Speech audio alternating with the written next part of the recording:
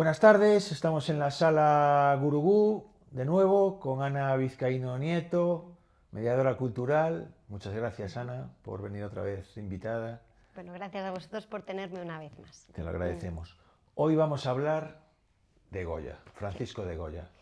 Un poco a ver lo que puedo ir yo sacando de información sobre lo que tenemos, sobre todo, fundamentalmente, porque sería inabarcable tocar a Goya de todo lo que hizo, en el Museo de Belas Artes da Coruña.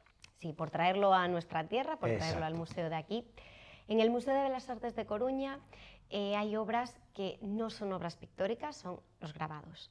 Goya pues conoce la técnica del grabado, una técnica que para él va a ser no novedosa, por supuesto Goya va a saber trabajarla, pero va a permitirle difundir las ideas, de las cuales él es pues muy abanderado. Por lo tanto, profundizaremos en el tema, pero vamos a centrarnos sobre todo en los grabados de Goya. Los caprichos, ¿qué me puedes decir de los caprichos, los grabados? Los caprichos son una serie de motivos caprichosos, de hecho, de ahí viene el nombre, se venden así, que Goya hace y están pensados para ser pues, vendidos como libro, por eso están numeradas las hojas. Las que hay en el Museo de Belas Artes de Coruña se adquieren pues de la última tirada que se hizo de las planchas de Goya. Las planchas de Goya todavía se conservan, pero por supuesto no se permiten utilizar, sería un atropello contra el patrimonio. La última tirada fue durante la Segunda República para conseguir financiación, por lo tanto esta última tirada es la que tiene los caprichos del Museo de Belas Artes la que de está aquí en Coruña. Y se puede ver, además del símbolo, un sello Curioso, de que fueron compradas durante la Segunda República, los números, arriba en la esquina. Ningún museo del mundo que yo conozca tiene los caprichos de Goya como si fueran un libro, por supuesto. Hacer un libro de los caprichos sería horrible. Claro. Los tienen de forma separada y así se puede apreciar mucho, mucho mejor. Ni siquiera se tienen por orden usualmente. Curioso. Van salteando. Realmente los grabados se conservan mal, son un papel, por lo tanto el papel es el que más, pues a fin de cuentas puede sentirse especialmente molestado por la humedad. Sufre más. Sufre mucho por la humedad, sufre también por la luz, poco a poco va corrompiéndose, va desintegrándose, por lo tanto el papel siempre tiene una conservación muy distinta, tiene una conservación totalmente distinta. Cuando hablamos de grabados, tenemos que entender que los grabados de Goya siempre hay dos que pueden hablar más o menos de lo mismo. Por lo tanto, lo que se hace es poner uno en exposición y otro en reserva. Qué bueno. Y qué curioso. Cuando uno de ellos ya ha pasado mucho tiempo fuera, se hace el cambio y así siempre se tiene para hablar de un mismo tema, pues dos o más grabados. Es interesante, sí. Qué bueno. Bueno, volvemos otra vez entonces a los diferentes tipos de grabados. Hablamos de caprichos. Sí. ¿Cuál es el siguiente que te gustaría? Bueno, hablamos de Velázquez también. Creo que podríamos después hablar de los desastres de la guerra. Las copias de Velázquez realmente van antes, son como las primeras... Ese es el orden, digamos. Sí, cronológico, Sí. cronológicamente sí. Las copias de Velázquez serían como los primeros trabajos que hace Goya sobre ello. Se le encargan para un poco hacer la copia en grabado de las obras maestras de Velázquez.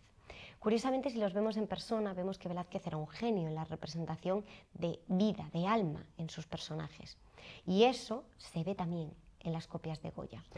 Hay artistas que pintan muy bien, hay artistas que hacen muchas líneas, mucho detalle, pero sin embargo les falta dotar de expresión a su creación. Velázquez no es un artista que tenga ningún problema para insuflar vida a todos sus personajes. Y Goya parece ser que es capaz de asemejarse a la estela. Y mucho más dificultoso, porque recordemos que mientras que uno lo hace con pincel, con muchos colores, Goya lo hace tan solo con el grabado. Por lo tanto, es monocromático eso. Puede, por supuesto, bajar o subir un poco el rebaje que hace de la capa protectora para hacer más o menos profundidad. Pero a fin de cuentas, lo único que vas a tener es un tonito menos. No otro color. Una cosa es copiar, claro, y otra cosa es dar vida. Dar vida. Con tu propia creación, que yo creo que está el mérito, ¿no? Obviamente, tanto de pintores como de lo que sea. Bueno, volvemos. Caprichos, ya está. Sí. Y después vendría, por orden, ¿cuál? Los desastres de la guerra. absolutamente maravillosos, Sí. durísimos, por Durísimo, supuesto, durísimo. pero un reflejo excepcional de lo que él vivió. Una crónica. Una crónica, sí. De hecho hay un grabado que se llama Yo lo vi.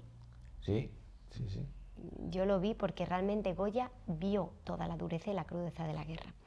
Además tenemos que entender las ideas de la razón como las ideas de la razón de la humanidad, bueno, del ser humano, Sí. frente a todo lo demás, frente a la envidia, la avaricia, la codicia, la venganza, La corrupción también. la corrupción.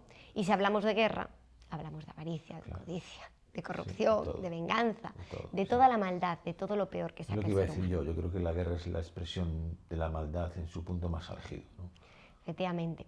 Por lo tanto, lo que nos vamos a encontrar, lo que vamos a tener, es a un Goya reivindicativo en que la guerra es cruda. No hay patriotismo en ella.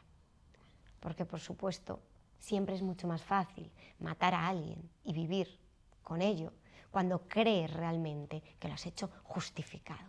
Qué bueno. Claro. Así que el patriotismo es necesario en las guerras, porque es necesario dar esa herramienta. De hecho, había veces en las cuales los párrocos, los curas, hacían bulas para poder matar a un francés. Incluso sin bula, muchos discursos empezaban durante la Guerra de la Independencia diciendo que no era pecado matar a un francés. Esto es algo interesante. Muy interesante, muy. Tiene, por supuesto, una parte de protección, de proteccionismo. Sí, claro. Cada tierra va a intentar protegerse a sí Exacto, misma, por sí, supuesto, sí. sobre todo más cuando se trata pues, de una ocupación, de unas tropas. Pero es interesante cómo Goya no lo acepta. No se queda solo en la valentía de los soldados españoles, y no solo de los soldados españoles, del pueblo español. Sí. Porque recordemos que la guerra de la independencia fue dada en un momento en el cual el pueblo salvó y el pueblo Sí, sí, sí. luchó mucho más sin cuartel, Sí, sin nadie que los dirigiera, aunque siempre había alguna cuadrilla, algún personaje destacado. Una guerra de guerrillas que ganó el pueblo. Por muchos otros eventos históricos, eso también Sí, es cierto. sí, sí. Pero no sabemos, la máquina del tiempo no tenemos. Probablemente, igual, sin esos otros eventos históricos que debilitaron las tropas francesas, Ya, sí, sí, sí. podía haberse alcanzado igual la independencia. Repito, no podemos saberlo Bueno, con pero exactitud, yo creo que queda muy pero claro es algo... que fue fundamental el pueblo, ¿no? Claro, pero o sea, es está algo... el tema de los mamelucos, que bueno, que es pintura y no vamos a tocarla porque están los fusilamientos el 3 de mayo. O sea, Y ahí es donde Goya sí es patriota. Solamente ahí. Bueno, tendrá, por supuesto, alguna Sí, otra exaltación, sí. pero esas dos obras sí son patriotas. Los fusilamientos, donde vemos a un español con los brazos espectacular. sin armas, con los brazos levantados, matarme, porque prefiero morir ahora, a ver cómo cae mi pueblo, cómo Sí. vosotros paséis a gobernarme. Y ahí es donde Goya ve el patriotismo. En la carga de los mamelucos también podemos ver pues, una bravía, una valentía. Sí, pero es como más, ¿no? Sí, pero, sin embargo, en los desastres vamos a ver cómo Goya plantea que es igual de malo que unos maten a otros a que otros maten a unos, sin importar a qué país pertenezcan, sin importar quién los dirige. A Goya, no en todos los grabados, pero en la mayoría, planteará la guerra por la guerra, la violencia. Hay un grabado muy interesante que es, bueno, hay dos de hecho. El primero de ellos es Con razón o sin ella. Es eso, Unos sí. soldados franceses, Se pone la carne de gallina, como es. bayetas apuntando a los españoles.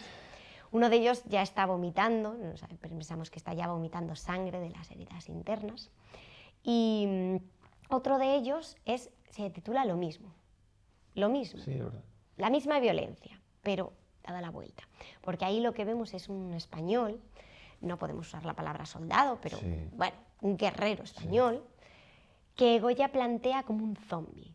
Los pómulos muy marcados, la rabia. Lo miramos y no nos parece un humano, nos parece una persona automatizada. De hecho, es que ha sido totalmente comido por su rabia interior Un y monstruo. su sed ¿no? de venganza, como un monstruo. Y eleva las manos hacia arriba para asestar un hachazo a un soldado sí. francés que se encuentra en el suelo. Y casi todos y todas nos vamos a sentir más identificados con el soldado francés Sí. que eleva una mano pidiendo clemencia. Por favor, no me Sí. mates. No sabemos exactamente el Ya. contenido de lo que dice, pero todos nos lo podríamos imaginar. por favor, tengo familia, tengo hijos, tengo padres, soy muy joven. No sabemos lo que le dice, pero sí sabemos que le está pidiendo clemencia. Y en ese momento nos sentimos todos más identificados con el que está en el suelo, a punto de morir. Yo creo que es el momento ese, ahora que lo estabas diciendo, ¿no? Yo lo estaba recordando, es el momento de la piedad y la barbarie. Efectivamente. Porque yo creo que se encuentran ahí, por un lado, lo que es un monstruo y por otro lo que es el ser humano en su momento más frágil, ¿no? Sí, sí, totalmente. Totalmente esa violencia, que bueno, ya queda reflejada de manera total y absoluta en un grabado impresionante. La verdad es que lo que también ayuda mucho es los títulos de los grabados. Sí, ¿no? Es curioso, sí. Porque que no es fácil, perdón que te no, interrumpa, no es fácil marcar un grabado, hombre, es Goya, obviamente, y yo creo que hubiese dicho lo que hubiese dicho, diríamos que era un fenómeno y tal, pero la verdad que si tú los lees y ves o primero ves y después lees el título, es que es increíble como atina ahí el título, ¿no? Sí, totalmente. Además, bueno, este grabado se llama Para eso habéis nacido. Y creo que todos cuando nace un bebé, un niño, una niña, nos imaginamos que ha nacido para grandes cosas. Siempre. Nadie va a pensar es verdad, que se va a torcer la situación. Siempre todos pensamos que esa persona va a nacer para ser lo que quiera, para convertirse en lo que más le apetezca, para esforzarse. Pero nadie se piensa que alguien va a nacer para morir. Y Goya nos plantea que para eso han nacido, porque lo que se ve en este grabado es un montón de cadáveres apilados y un hombre moribundo ya, a punto de caer sobre ellos, pues vomitando sangre, bilis, todo. Para eso habéis nacido, para morir como perros hacinados, unos encima de otros, manchados de sangre. Durísimo, bilis, Goya, la verdad que... Otro hombre. Yo que muy duro. Lo tenía olvidado, ¿no? Y ahora con motivo de esta entrevista empiezas a mirar y a repasar. Ostras, y es como que te remueve por dentro. Sí. Y es verdad que las pinturas de Goya son espectaculares, pero, joder, en los grabados yo creo que se ve al Goya, ¿no? Más auténtico. Sí, exacto. Realmente el grabado tiene una capacidad que no tiene la pintura, y es que de pintura tú puedes hacer una copia. Y si te la requisan y se quema, esa pintura ya no existe. El grabado, por supuesto, siempre tiene la placa, que se puede perder, se puede requisar. Pero es mucho más fácil hacer muchas copias y, por lo tanto, difundir el mensaje mucho más. Los grabados de Goya son espectaculares porque reflejan el interior del ser humano, lo que los humanos pensamos, hacemos, cómo nos comportamos. Y la barbarie humana queda sobre todo reflejada en los desastres de la guerra. Porque los desastres de la guerra, de hecho, en el Museo de Bellas Artes en concreto, están puestos de tal manera que no están todos juntos, están en mesas separadas. Hay una mesa que se corresponde con la violencia, esto que hablábamos de bayonetas, también incluso duro es el paso, de cadáveres colgados a lo largo del camino, de hombres pues, que han sido ahorcados, pero también teníamos el paso cuando los españoles conseguían pues, recuperar un pueblo. Normalmente se producía desmembrar a los soldados franceses y dejar las partes a lo largo y ancho del camino. Terrible, la verdad. De este modo en los caminos siempre se sabía quién gobernaba en cierta zona. Si había unos u otros, ahí era lo que... Es un mensaje muy explícito, además. A Goya no le da miedo representar la guerra, no le da miedo representar la sangre, aunque sí es cierto que en grabado siempre va a ser mucho más difícil que en pintura. No le da miedo representar esto, pero también hay otra cosa que viene siempre con la guerra, que es el hambre. Y eso también va a estar reflejado en los grabados de Goya de los desastres. Justo en la mesa de enfrente, a la violencia pura y dura, tenemos el hambre, la muerte. Un hombre llevándose en una carreta a otro. No es que les quisieran dar cristiana sepultura o los miles o cientos de muertos que había en las ciudades, que también, porque después lo llevaban a una fosa común y siempre entendemos que darían unas palabras. Pero aquí la idea no era que su alma ascendiera rápido cuanto antes al cielo, no había que salvar el alma del difunto, había que salvar a los vivos. Un cadáver trae muchísimas enfermedades y por lo tanto tenían que ser retirados inmediatamente. El carretero venía, se llevaba a los miembros de una familia que habían fallecido y todos iban a parar pues, a un mismo sitio, un cementerio, una fosa común, para prevenir pues, las enfermedades que podían desarrollarse, sobre todo en las urbes. En el campo sí es cierto que esto es muy distinto, Sí. pero en las urbes podía haber habido un problema grave de seguridad pública, por lo tanto, pues esto es de salud pública, por lo tanto, pues esto es el motivo por el cual los cadáveres eran retirados con carretas llenas y llenas y llenas. El hambre también reflejado pues como una madre con su hijo, y por supuesto también tiene que haber la crítica. ¿La crítica a quién? A los poderosos, porque según Goya no estuvieron a la altura. Sigue habiendo hambre, sigue habiendo alguien que siempre abusa de su poder, corrupción, siempre va a haber. Y es especialmente interesante por eso que se vea pues, con un público de edad adolescente, para que entienda cómo funciona realmente el mundo adulto, que no es un mundo del color de rosas.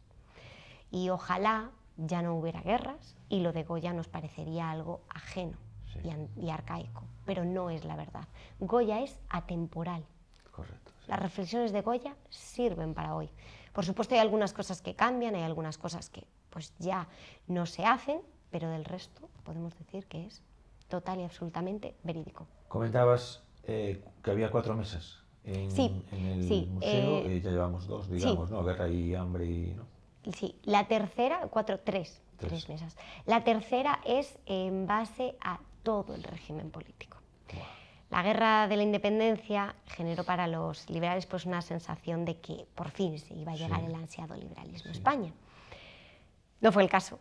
Y Goya pues lo plantea desde distintas formas, incluso figuras alegóricas, como murió la verdad. La verdad sí tiene un canon, la verdad sí tiene una forma predeterminada, en la cual, al igual que la libertad, se presenta como una mujer, normalmente mostrando un pecho. Es una virtud y, por lo tanto, la verdad sí que va a ser siempre una representación idéntica.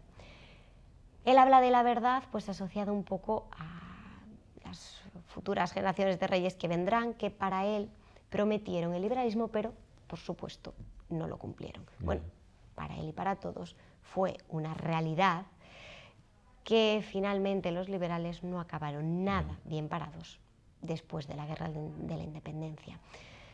Sí fue una época de cohesión en España, fue una época muy importante porque fue una época de unión en la cual había un bando, que era el patriota, en el cual se podían unir tanto los liberales como los conservadores. El bando patriota, el bando español, de distintas partes de España, de distintas partes de la península, hablando distintas lenguas, teniendo distintas ideas, pero todos ellos se unieron para combatir, pues, en este caso, a una potencia extranjera que había venido a invadir la Suele pasar, península. ¿no?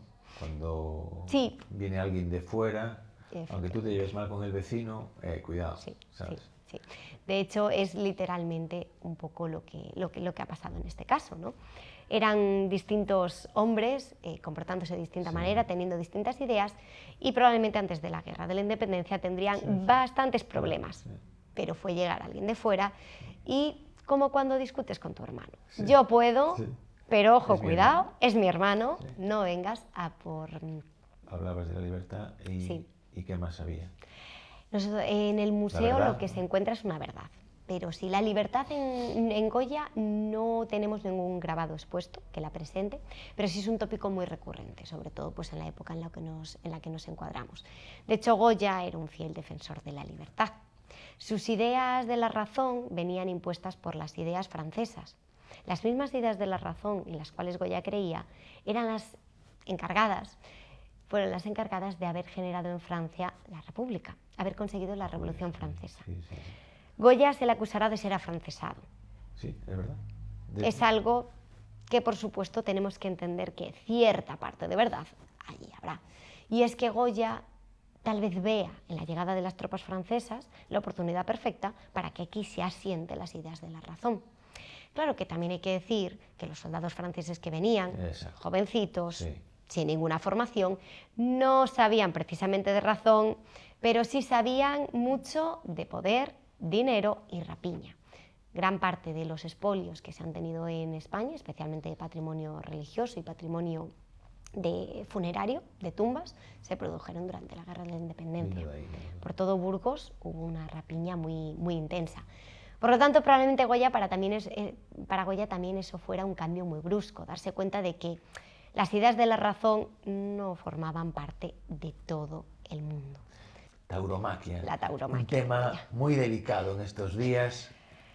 Es un tema delicado, sí, es un tema delicado, pero más delicado es si lo mencionamos con Goya. Ya. La tauromaquia y Goya. Tenemos nuestras dudas, hay muchas dudas respecto a ello, porque Goya, como buen hombre de la razón, no debería de aceptar que la tauromaquia existiera. No por amor al animal, eso todo hay que decirlo, sino más bien por respeto al humano. El humano tiene la razón, y la razón le gana a todo. El toro tiene fuerza bruta, pero el humano es un hombre con capacidad de raciocinio, es un ser pensante. ¿Cómo podemos enfrentar el pensamiento a la bravura? No tiene ningún sentido. La razón no está de acuerdo en disfrutar o ver las corridas de toros. Pero Goya hace una serie de grabados de la tauromaquia y no parece precisamente que sea desde la maldad, sino más bien desde ensalzar la tauromaquia. Sabemos que Goya asistía a corridas de toros y, bueno, realmente también, esto es interesante decirlo, las ideas que se difunden de la razón son un bloque, pero no se ha de aceptar el bloque entero. Obviamente, cada persona es libre de distinguir aquellas cosas que le gustan de aquellas que no. Por supuesto, si nos centramos en ceñirnos a todo, nos perderíamos mucha escala de grises. Y Goya es capaz de disfrutar de los grises. Así que sabemos o entendemos que la tauromaquia le gustaba. La tauromaquia le gustaba, además le parecía una práctica interesante y, por supuesto, como pintor es muy jugosa. No, claro. La tauromaquia genera muchas luces, muchas sombras. Puedes además mostrar una habilidad excepcional, tanto con el pincel como con el grabado, tratando de representar el movimiento. Exacto. No solo eso, sino que Goya además hace una representación histórica de las corridas de toros, del toreo. Es interesante porque Goya siempre, en los grabados, había hecho cosas o alegóricas o reales, pero siempre ceñidas a un contexto que él podía conocer. Y de repente, en la tauromaquia, hace Carlos V en una representación histórica. Goya no pudo conocer a Carlos V. Claro.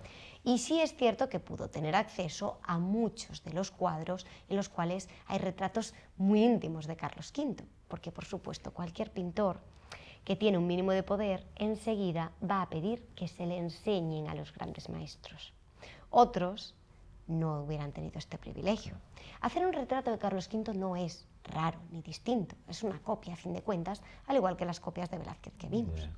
Pero es interesante cómo le da una vuelta de hoja y lo pone en una escena en la cual nunca sabremos si estuvo o no estuvo. Ahí es donde vemos el toque tal vez más imaginativo de Goya al hacer una referencia histórica al toreo, pero desde su perspectiva. Un montaje en toda regla, pero de hace siglos. Un montaje en toda regla de hace siglos, efectivamente. Bueno, en eso la verdad que también se adelantó un poco, ¿no? Porque... Sí, la verdad que sí, ya sabemos que los montajes cómo se establecen. Sí es cierto que muchos artistas falsean las obras. Además de que, bueno, en el siglo XVII que tenemos el barroco, el trampantojo, la trampa, para conseguir lo que queríamos en la pintura, en la arquitectura, en cualquier motivo de arte en general, era algo muy recurrente. Por lo tanto, podemos decir que Goya, como buen pintor, sabe falsear las cosas para darle su toque particular o su opinión personal.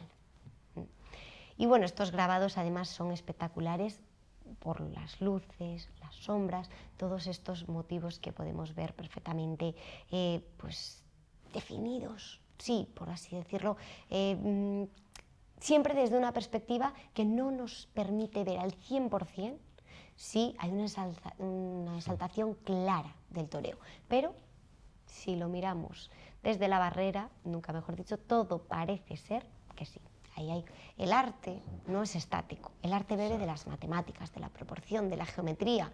Un buen artista tiene que conocer todos estos hechos. También necesitamos conocer lo que ha pasado antes de nosotros. Tiene que saber historia, tiene que saber lo que hicieron otros artistas. Por lo tanto, sí, todo eso converge en Goya y es muy interesante. Aunque Goya, si va a pasar a la historia por algo, es por ser un ejemplo claro de su tiempo. Exacto. Goya es quien nos habla de cómo se pasa de un antiguo régimen al nuevo régimen. De hecho, de los caprichos, que podemos volver después, tenemos unos caprichos que marcan mucho y muy claramente cómo era la sociedad en la cual vive Goya. Podemos abrir una ventana, podemos ver esos caprichos y entender enseguida cómo la gente vivía, cómo la gente también a veces pues, estafaba, por ejemplo, porque Goya nos va a hablar de brujos, de brujas, La pillería. La pillería, española, pero también nos va a hablar de fe, de religión, nos va a hablar de muchos tópicos, de unos tópicos muy intensos que nos van a hacer pues, comprender mejor la época en la cual el artista vive. La obra de un artista siempre va a ser un reflejo de su tiempo y nunca algo exento. Que, Sí. o sea, es una evolución que acaba en fractura, Claro, digamos, ¿no? sí. Porque llega un momento en que que rompe rompes lo anterior. con el tiempo Sí. anterior. Bueno, no sé qué más podemos decir de Goya relacionado con el Museo de Bellas Artes de A Coruña. Bueno, nos quedaría de los disparates. Los disparates, efectivamente. Nos quedarían los disparates, que son una serie de obras, las cuales sí podemos resumir muy bien lo que pensaba Goya. Siempre menciono que Goya realmente hace mucha crítica, Goya hace muchas preguntas, pero Goya no da respuestas. La única respuesta que da es en El sueño de la razón produce monstruos, donde sí nos habla de que el momento en el que alguien, que entendemos que es un autorretrato de Goya, ha dejado de leer, ha dejado de razonar y se ha quedado dormido encima del libro, comienzan a brotar los monstruos. Si se apaga la educación, si se apaga la razón, brotan los monstruos. Esa es la única respuesta que da. Sí, Ser sí. más constantes, más educados, más formados, y así se solucionará todo. El resto son preguntas, problemáticas, críticas, preguntas, un sinfín de actos y de obras que lo que nos generan es una sensación de salir de ahí más confundido de lo que entramos. Y los disparates no son menos, los disparates recogen muy bien lo que piensa y opina Goya. Podemos ver en uno de ellos, Disparate del miedo, que se lo dedica a la Iglesia. Por Curioso, supuesto, ¿no? a la fe se puede llegar desde el amor o se puede llegar desde el miedo. Sí. Goya desconocemos hasta qué punto podía ser realmente creyente o no creyente, tenemos que pensar en él como un hombre al final de su tiempo. Es difícil pasar por los procesos lógicos en esta época que nos permitan realmente ser ateo, no agnóstico, ateo. Sí, sí. Es complejo, desconocemos hasta qué punto él lo era o no. Lo que sí sabemos es que cuando critica, no critica la fe de las personas, nunca ha hecho una crítica a la fe, siempre a una institución. Exacto. Por lo tanto, Goya hace esta crítica institucional a la Iglesia vista desde el miedo. Curioso, sí. Pero tendrá otros disparates. Sí. De hecho, perdona, Ana, Sí. de hecho él critica Iglesia, justicia, ¿no? Política. Efectivamente. Claro, el siguiente disparate que tendremos sería contra el abuso de los poderosos, contra las clases dirigentes.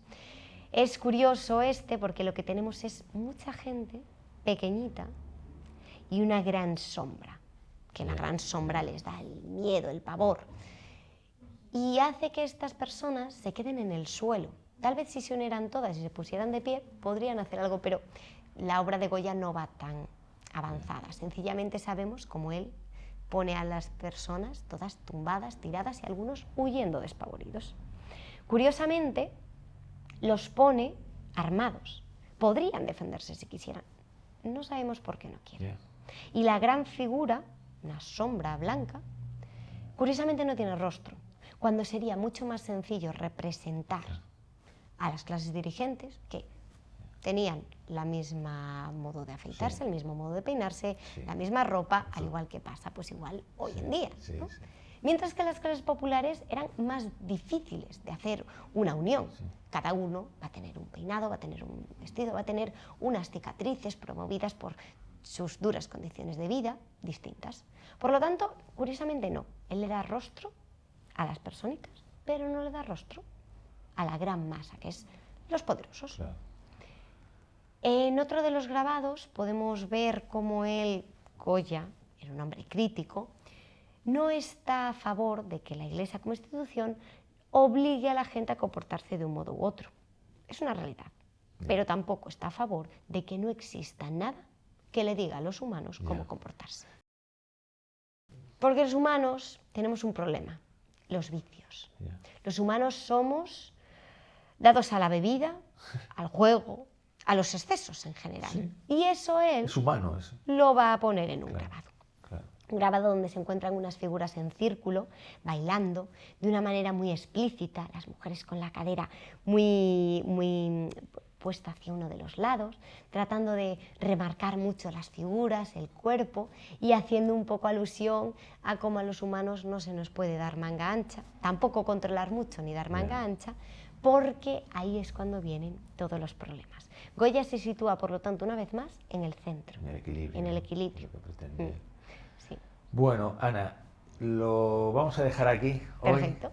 Vale, la verdad que se nos fue el tiempo. Te agradecemos muchísimo desde la Sala Gurugú la visita y las explicaciones y tu pedazo de cultura que tienes. Gracias a Sobre vosotros. este tema y sobre los demás. Y nada, y nos despedimos, de verdad. Muchas gracias y otro día nos veremos. Gracias a vosotros.